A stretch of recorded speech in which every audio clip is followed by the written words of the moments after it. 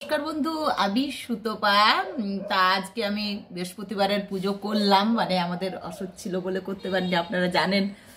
তা আজকে পুজোটা করে ফেললাম। আজকে মন ভরে পুজো করেছি, কোনো তাড়া নেই, কিছু নেই, মানে বসে বসে পুজো করলাম। আর আমার ঠাকুরের স্থানটা কেমন হয়েছে গোছানো যদি আপনারা একটু বলেন, ভালো লাগবে আমার। তা দেখুন, আমি যেমন জানি তেমনভাবে করেছি। এই দেখুন কি সুন্দর লক্ষ্মী পুজো করলাম আজকে। অনেকদিন পর পুজো করলাম, মনটা যেন ভালো লাগছে। ভক্তি জানি না, কিন্তু কোথাও একটা তৃপ্তি যেন পুজোটা করলে এরকমই মনে হচ্ছে। আর বন্ধুরা যদি সঙ্গে থাকেন তাহলে তো সবই ভালো লাগে। তাই আপনারা সঙ্গে আছেন বলে কিন্তু আমার সব কিছু ভালো হয়। আপনারা সঙ্গে থাকবেন, এইভাবে মনের একটা যেন জোর পাই। আর এই যে রাধা মাধবকে এবার এখানে রেখেছি, কারণ সামনে থাকলে আমার ফুল দিতে, তুলসী দিতে আমার ভালো হয়, সুবিধা হয়। এখানে গণেশকে রেখেছি, এখানে জগন্নাথ, বলরাম, সুভদ্রাকে রেখেছি। আর এইসব দেবতারা তো আমার কিন্তু কোনো ফ্রেমের ছবি বেশি নেই, সত্যি কথা, মানে টাঙাবার জায়গা নেই, রাখার পেরেক তেরেক দেওয়া নেই, সেরকমভাবে ডিল করতে হবে তবে গিয়ে। তার জন্য আমি যেটুকু পারি নিজে ক্যালেন্ডার কেটেও করে নিই, আমি কোনো ছবি করি না। তাই এইভাবেই আমি আমার ঠাকুরের জায়গাটি করেছি। তা আপনাদের কেমন লাগছে যদি বলেন আমাকে, বেশ ভালো লাগবে আমার।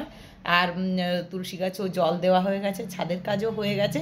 তা এখন বাজে 11টা, এবার আমি কিছু খাবো, কারণ এতক্ষণ পুজো নিয়েই ব্যস্ত ছিলাম। এই যে ফুল আনা ছিল না বলে সকালে পুজো করতে পারিনি, তাই এই জাস্ট আমি পুজো করলাম। তা আপনারা কেমন লাগে জানাবেন আমাকে। ভিডিওটা ভালো লাগলে শেয়ার করে দেবেন, লাইক করবেন, কমেন্টস করবেন। এখানে রেখেছি আমার পুজোর সামগ্রী, আর ওই ভেতরে তো আছেই। ভেতরে আমি এই যে ভেতরের মধ্যেও রেখেছি, এই যে ভেতরেও সামগ্রী রেখেছি সব, মানে পুজোর জিনিসগুলো। আবার এখানে এই ঠাকুর, মানে এখানে বাইরে রাখার জায়গা নেই বলে ভেতরেও রেখে দিয়েছি কিছু ঠাকুর। এইভাবেই আমি গুছিয়েছি, মানে 1-2 দিন ধরে আমি গোছাচ্ছি এই জায়গাটা। বললে বিশ্বাস করবে না, 2-3 ঘন্টা ধরে আমি এগুলো করেছি, পরিষ্কার করেছি, সব ঠাকুর দেবতাদেরকে মুছেছি ভালো করে, জায়গাগুলো গুছিয়েছি সাবান দিয়ে করে। আর আর এখন তুলসী গাছকে রেখেছি এই যে এখানে, কারণ এই জানলাটা দিয়ে হাওয়া আসে, আমাদের উত্তরের জানালা, ভীষণ হাওয়া আসে, সেই জন্য আমি এখানে দিয়েছি তুলসী গাছ। এই যে মানে এই জানলাটা একটু সরিয়ে দিয়েছি আর কি, এখানে রেখেছি। এই যে এই জানালাটা ছাড়া দেওয়া যায় না। আর বাইরের দেখুন কি সুন্দর রোদ আছে, দেখুন রোদ বেরিয়েছে ভালো। আমি জামা কাপড়গুলো কেচে নেব, এখনও আজকে বাজারেও যাইনি, মহামায়ার কাছেও যেতে পারিনি। আজকে বৃহস্পতিবারের পুজোটা করলাম, কাল থেকে আপনাদেরকে মহামায়ার ভিডিও অবশ্যই দেবো, কোনো কথা না। কারণ আজকে একদমই যেতে সময় হয়নি, বিশ্বাস করুন, এতটাই কাজে ব্যস্ত ছিলাম। আর এই ঠাকুরের জায়গাটা পরিষ্কার করতেও একটু সময় লাগলো, কারণ অনেকটাই পরিষ্কার না করলে তো দেখুন পুজো পাশা করে লাভ নেই। যদি আমার সেই গা ঘিন করলো, চ্যাটচ্যাট করলো সব, তাহলে তো ভাল লাগে না। পুজো পরিষ্কার করলাম, তারপরেই পুজোটা করেছি। আর ঠাকুর, মা, স্বামীজি এরকম আছেন, বেশ ভালো লাগছে। আমার গুরুদেব গণেশের, এই গণেশটা একটা ক্যালেন্ডার ছিল, সেই ক্যালেন্ডারটা কেটে আমি বসিয়েছি। তা কি সুন্দর লাগছে দেখুন, ফেলে দেবো কেন বলুন, কি সুন্দর লাগছে। আর আপনাদেরকে দেখানো হয়নি, মা ভবতারিণীর আমি ছবি এনেছি সেদিন। তা ছবিগুলো কি সুন্দর যে করেছে, আপনাদেরকে কি বলবো, এই বছরের ছবিগুলো দারুণ করেছে। আমি দেখাবো আপনাদেরকে, সেটা একটা আলাদা ব্লগ নিয়ে আসবো।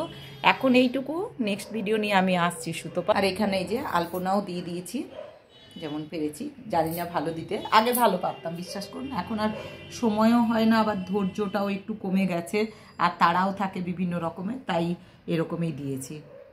এটা আমাদের সদরদরজা, এই যে এখানেও দিয়েছি, যেমন জানি আর কি। এই সদর গেটে আমাদের আলপনা না দিলে হয় না, মানে বেশ মনটা ভালো লাগে না, আলপনা দিই বলে বেশ মনটা যেন ভালো লাগে, তাই এখানে দিয়ে দিয়েছি। তা দেখুন কেমন লাগছে আপনারা বলুন, আর আমাকে অবশ্যই জানাবেন।